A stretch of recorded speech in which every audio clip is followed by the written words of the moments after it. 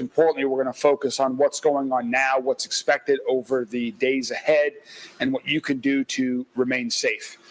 We are expecting this extreme weather event to continue. This is incredibly serious. We want everyone to be safe.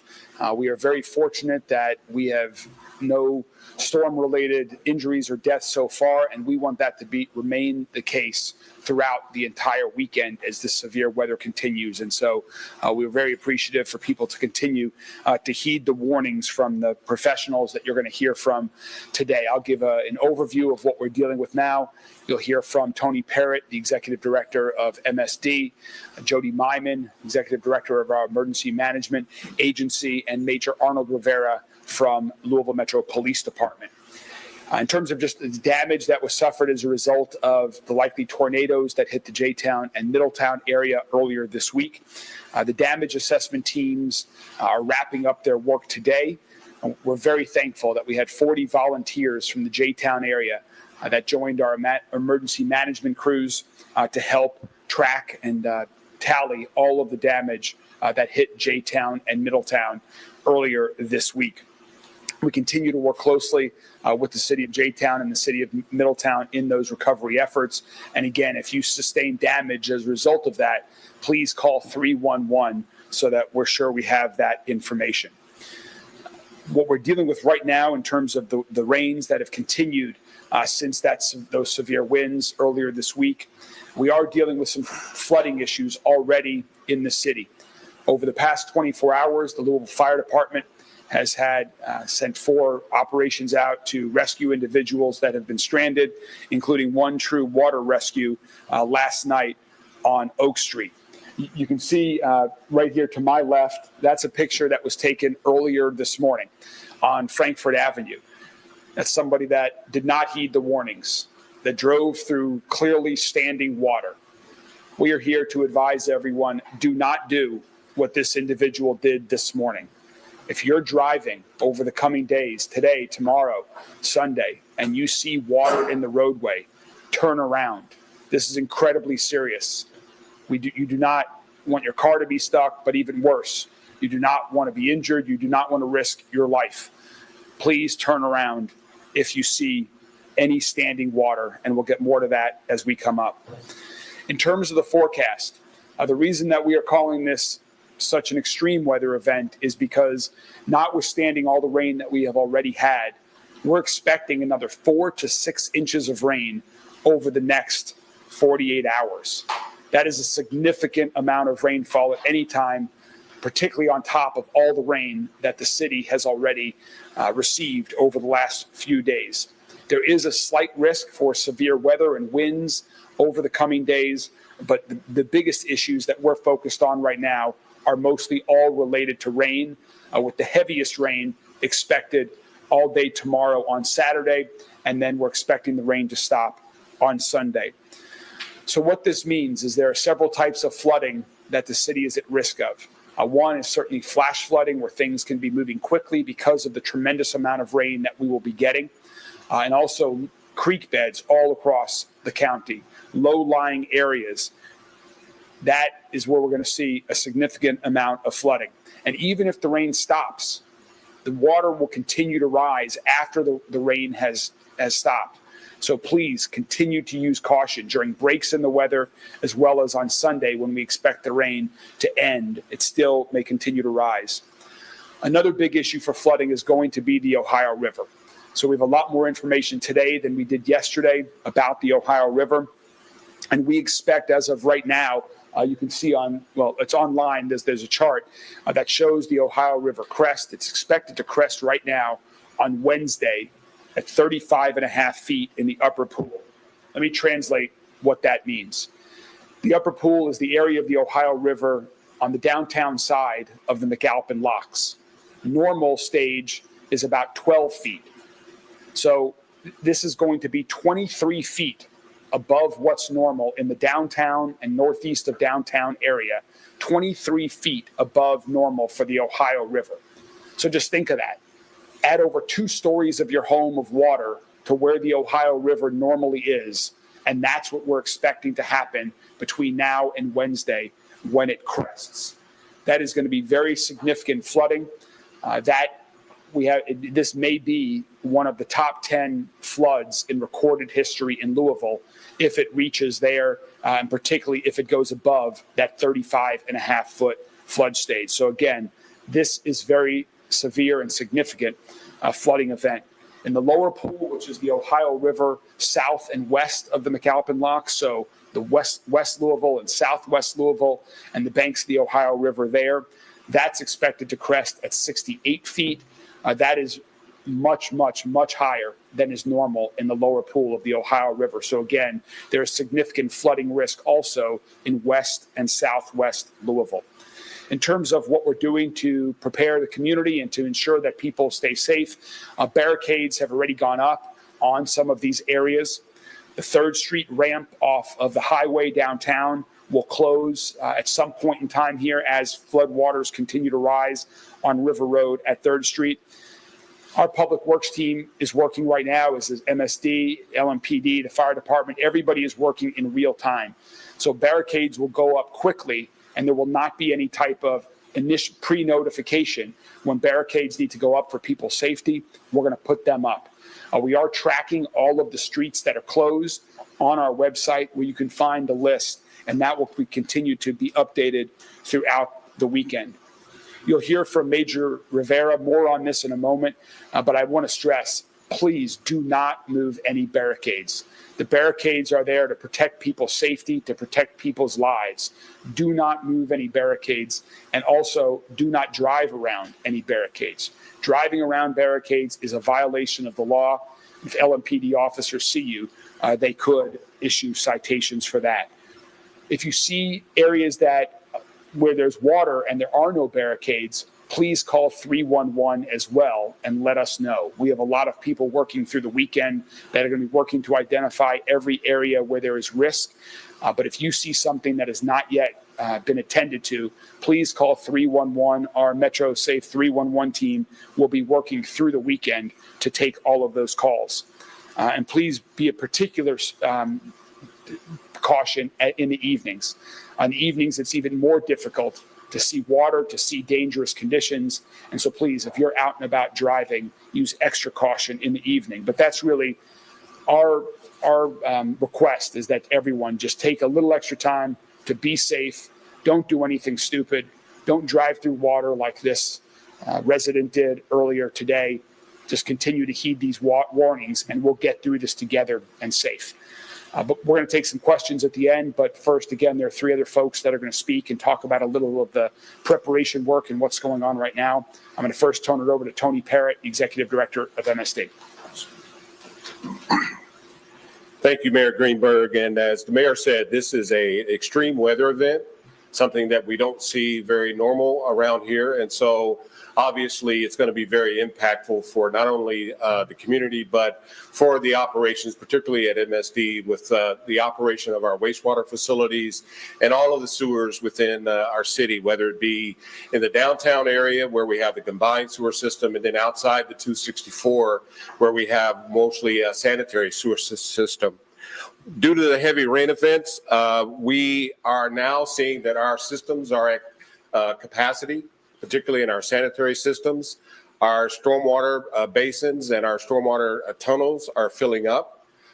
So as those systems fill up, obviously it's going to limit the amount of water that can get into the system. And so we need help from the community as they are going through their day-to-day and they're thinking about how they're using water in their particular homes or businesses.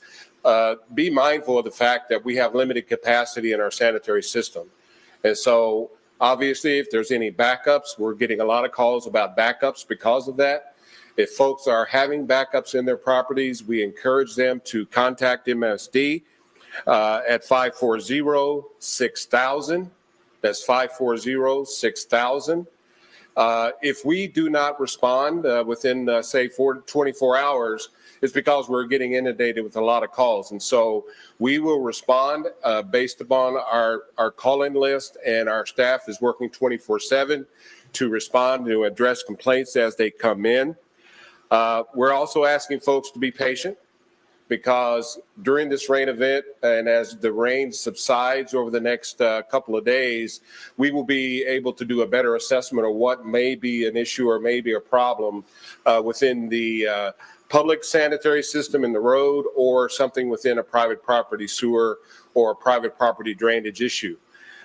We have installed 5 flood wall roadway closures since yesterday, and that is to protect the city from the Ohio River rising. As the mayor mentioned, we know there's going to be impacts, particularly with the 3rd Street ramp off of 64 closing, probably later on tonight or early morning, and River Road being inundated with flooding in the downtown area.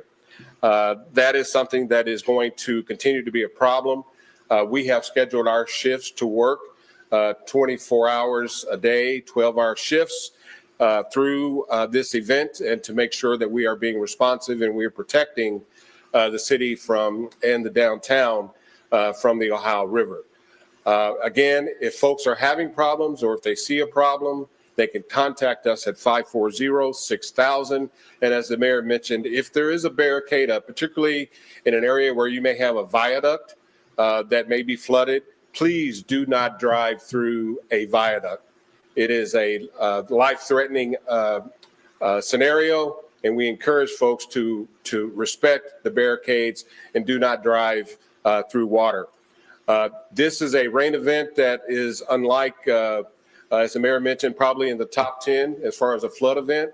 And so we need to take it very seriously because it is something that real quickly can threaten someone's lives. And so we want people to be cognizant of that. And again, be patient, but just know that we're here and we're responding as we get calls as they come in. So with that, Mr. Mayor, I'll turn it over to Jody. Thank you. Good afternoon. Jody Myman, Executive Director for Louisville Jefferson County Emergency Management. Just a couple things. Like the mayor said earlier today, we completed all of our evaluations and assessments throughout the J-Town and Middletown area.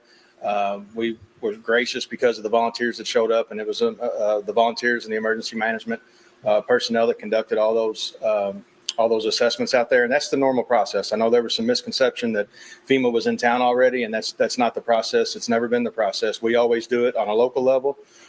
They put it in the system to go to the state level, and then that's in there to take a look and evaluate the potential for any kind of assistance later that may come. So we're very gracious for the people that came out and helped us out there today, because we were able to get it done very, very quickly. I know there's been some concerns as well about our dams in our city parks. We've been working with Parks and Recreation, and they've done a good job going out and evaluating the dams that are in our parks and the lakes that are in our parks, and evaluating them on a daily basis, sometimes a couple times a day, especially our high hazard dams, to make sure that there's not any problems with that. And they've already got a contractor scheduled to come in post storm and post event to take a look and do an evaluation to see if there was anything affected with that. And then the biggest thing, like you're going to hear over and over again, is prepare now.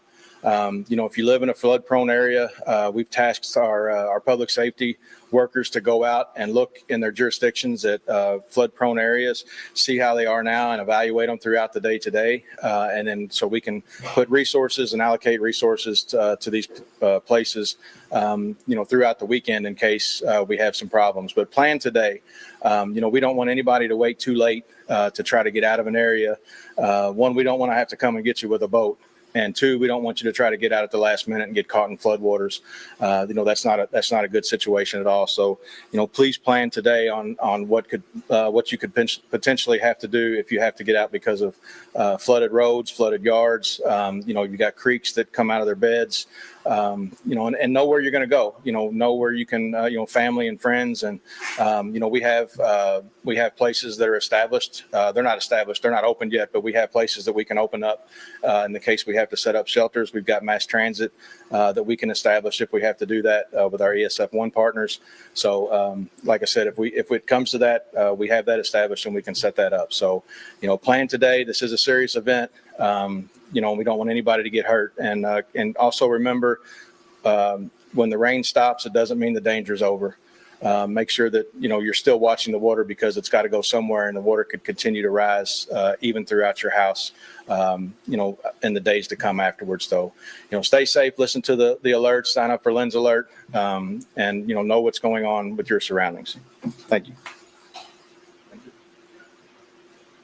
Good afternoon. I'm Major Arnold Rivera with the Louisville Metro Police Department Special Operations Division. Just kind of want to reemphasize what the mayor and Director Myman have repeatedly stated. When barricades are put in place, those are traffic control devices. Those are there to prevent the needless loss of life. It is one thing to accidentally wander into water. It is another thing to make a conscious decision and deliberately disregard a traffic control device, putting yourself in danger, any of your passengers in danger, and any first responders. That is a violation of the traffic law, and we have directed our folks to handle that accordingly. We are prepared to respond as necessary to assist all of our agency partners with any of the flood emergencies that happen. But please, if it is not necessary for you to travel, heed the warnings and do not do so. If you do, have a plan and make sure that you're paying attention to the roadways and the conditions as you travel there. Do not take unnecessary risks and put other first responders' lives in danger, or your family or friends that are traveling with you needlessly. Thank you very much, Major Rivera. Thank you, Director Myman, and Mr. Parrott as well. To sum up just a few final things. In addition to Louisville Fire Department being on scene here in Louisville, they also have deployed a swift water rescue team to Casey County and Liberty, Kentucky, to assist them with their emergency response efforts. Their team there is on standby with the Liberty Fire Department. This will not impact the fire department's ability to serve our community as well. But again, we want to be good neighbors and partners with other folks throughout the entire Commonwealth of Kentucky that are dealing with severe weather and responses. Throughout the weekend, you can continue to follow along on all of our social media channels to stay up to date. We'll continue to keep the community updated. And also, I'm sure there'll be a question about Thunder over Louisville, which is planned for a week from tomorrow. We are in constant contact with Matt Gibson and his team at the Kentucky Derby Festival. We're all focused on getting through this weekend safely. We're monitoring all of the things that go into pulling off Thunder over Louisville a week from Saturday. And so we'll have more to say about that depending on what actualizes with the weather, with the flooding, with lots of different variables on Monday. But we will remain in touch with the Kentucky Derby Festival. So again, to sum up before we take questions, if the projections hold, we expect that this will be one of the 10 largest flood events in Louisville, Kentucky's history. That is extreme weather. That may create dangerous situations. So please listen to these warnings, be cautious this weekend, and stay safe. And with that, we're happy to answer any questions. Yes. So how do we, when we're anticipating this flooding, how do we compare it to past floods in the past? Like, I think I saw somewhere that the gates were closing for the first time since 2018. Do we compare it to 2018? Do we compare it to 1933? Just to give people an understanding of how that would be. So a few comparisons. Jody or Tony might have some others. But for example, in February, there was flooding along River Road and downtown as a result of the Ohio River coming up in February of this year. We're expecting the crest of the Ohio River to be over 5 feet higher than what we saw just earlier this year in February. If these projections hold with the Ohio River, this will be at or above where we were in 2018 from downtown north, and it will be higher for the lower pool, which is the west and southwest portions of the city. It will be higher than that compared to the 2018 flood. Yes. Mayor Greenberg, for the people that are encouraging to call 311 to report damage, is there a certain threshold of damage they should see to report that? I mean, because it's a wide range of what people Sure. think. Well, the two areas that we want people to call 311 for, one is if you sustain damage from in J-Town or Middletown earlier this week as a result of the likely tornado that was in our community, we want to keep a list of all of that damage. So that's one. And the other main category that we want folks to reach out to us on is if they see a road that has water or there's a dangerous condition, if a tree has fallen in a road, if there's some dangerous condition that they spot that has not yet been attended to with barricades or yellow tape to mark it, we want people to call us so we can get first responders out there right away to deal with that risk. For MSD, can you talk a little bit about, you guys pushed out asking people to limit their water use, washers, dryers, washers, and things like that. If you could just touch on that, please. Yeah, primarily in areas that are on our sanitary sewer system, which is primarily most of the areas outside of the Waterson. Those systems are at capacity, and so as people are going through their normal daily usages as far as washing and those type of things, as the mayor said, you can still flush, but we're asking folks to kind of minimize their water usage because those systems are at capacity, and hopefully over the next 48 hours, as the rain subsides, we will be able to retain some of the capacity in those systems. But what it does is it just reserves as much capacity in the system, the less water people can use, so that we don't have backups into businesses and homes, or we don't have sanitary sewers or pump stations that are overflowing to the environment. Any other? Chief O'Neill, can you talk a little bit about the water rescue on Oak Street that the mayor mentioned, how that went, what the situation was? So that came in 9th and Oak Street at about 11 o'clock last night. And this was one, there were not barricades up at the time. But this is what you really have to think about when you're going under a viaduct, is especially to be extremely cautious at night, because I have no doubt this person did not irresponsibly just decide she was going to drive through the water. She didn't realize. And as you're coming on, you might not, it makes it seem as if you're going over a flat road, especially in low light. It just appears like it's part of the road. And so she ended up driving just straight into the water. It incapacitated the car. She was fine. Her family was fine, but they were stuck. So we were able to deploy just a small boat to get to her and the family and get them out of there. So there wasn't no injuries or anything like that, but it really just exemplifies the danger, especially if it's dark. I'm going to echo what Dave Ball said. If you don't have to get out and go anywhere, don't. Is there anyone that you're asking to evacuate now, or to just be aware, to have that happen right now? The question was about, is there anyone that we're asking to evacuate right now? The answer is no. There are no planned evacuations at this point in time. If folks know that they live in low-lying areas and they've experienced flooding in the past, it's reasonable to expect that there'll be similar or worse flooding over the coming days here. But we do not have any evacuations planned at this point.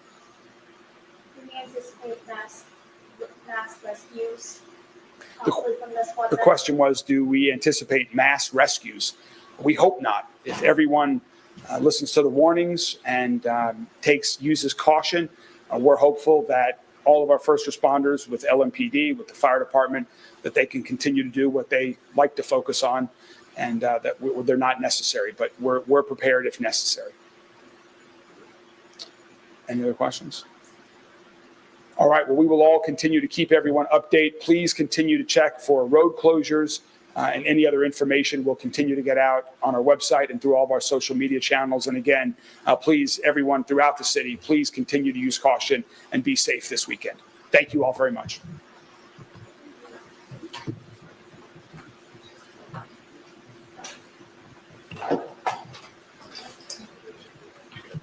Yeah.